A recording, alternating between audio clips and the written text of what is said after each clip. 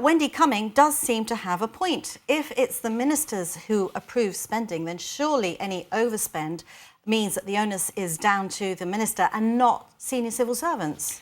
Well, I think you need to understand that she was reacting to what the interviewer told her, which seemed to be suggesting that I was blaming the civil servant for doing things they shouldn't be doing. If you look at my interview, all I'm making is a statement of fact.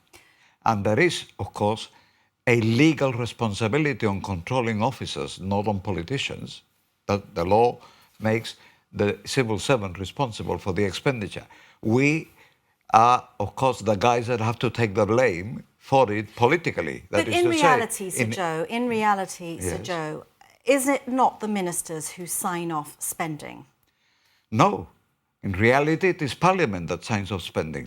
Parliament approves the budget, and the budget that we take to Parliament have been prepared by the civil servants. What is happening now, for example, is that we are now examining the submissions that have been made by civil servants as to how much they need. Yes, as Parliament approves the spending, but when there is an overspend, the ones that approve that spending are who? The senior civil servants or the ministers? The controlling officer of the department is required to keep the spending to what has been approved. And if he thinks it's going to go above, he's supposed then to inform the minister, and the minister has to take it to the cabinet, and the cabinet has to approve supplementary funding. But I can tell you that it's a constant battle to get the supplementaries requested before the spending takes place. And that in the 10 years, particularly when we haven't been in the kind of situation we are today, it was very often the case that when the supplementary came to the cabinet, it was after the event. The money had already been spent. So who is responsible? Well, the responsibility in law. If a minister tries to persuade a senior civil servant to spend money which has not been approved, then the role of the civil servant is to say to the minister, no, minister, I cannot do it.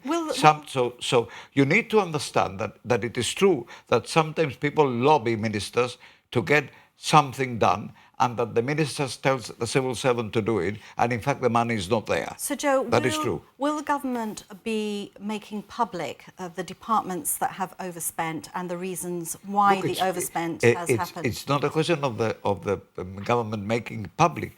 Every year, the book that goes to Parliament has a column that was what they were given and what they have spent.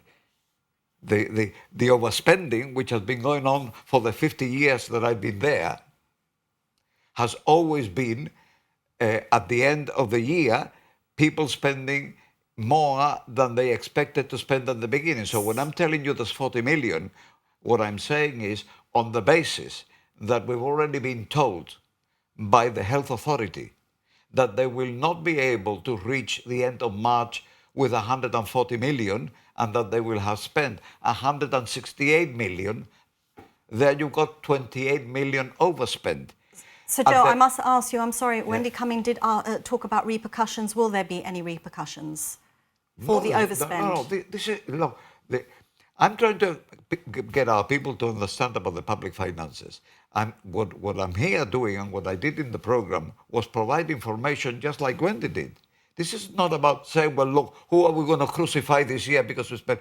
Well, the money that we've got collectively is the money that we've got. GBC's budget is over what they gave them originally.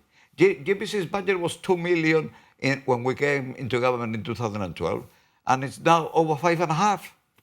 So GBC's budget has grown more than the budget of the GHA in percentage terms in the last 10 years. Very quickly, can I ask you, do you foresee that the public sector will have to shrink in order to sort of keep up with what's happening in the economy? The first stage is to stop it growing, because it's grown every year in the 10 years, and it has to come to a stop. And as I explained in the program, the position at the moment is that we don't want to make anybody redundant. This is not the policy of the government. Okay. But when the job becomes vacant, you know, we have to re-examine the role. We have to leave it there, Sir Joe. Thank you very much. And if it doesn't have to be filled, it won't be filled.